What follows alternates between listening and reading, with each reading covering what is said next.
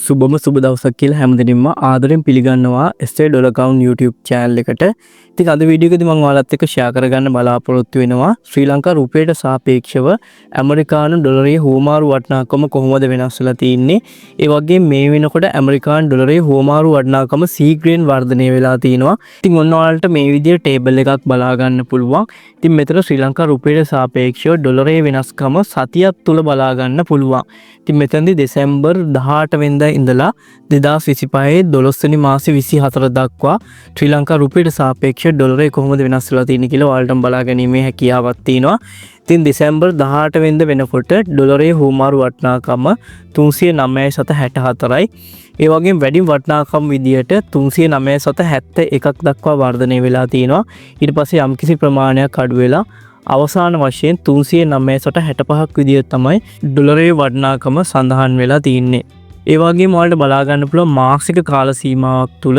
ඉතින් මෙතනදී මාසික කාල සීමාවක් ගත්තට පස්සේ නොවැම්බර් 25 වෙනිදා ඉඳලා දෙසැම්බර් 25 වෙනිදා වෙනකන් ඔයාලට බලා ගන්න පුළුවන් ඇමරිකානු ඩොලරයේ වටිනාකම කොහොමද වෙනස් වෙලා තියෙන්නේ කියලා.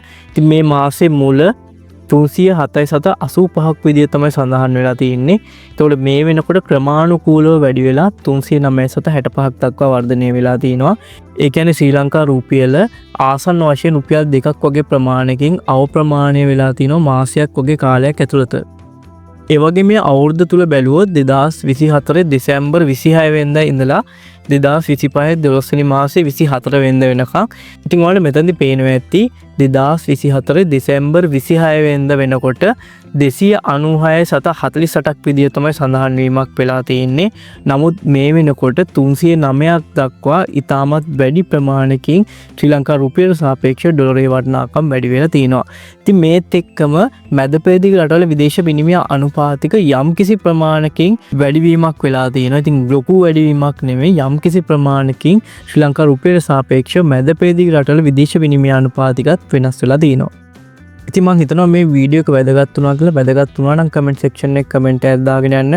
ලයික් එකක් දාගෙන යන්නත් අමතක කරන්න එපා. එහෙනම් මේ වගේ වැදගත් වීඩියෝ එකකින් ඊළඟ වීඩියෝ එකකින් හම්බෙමු.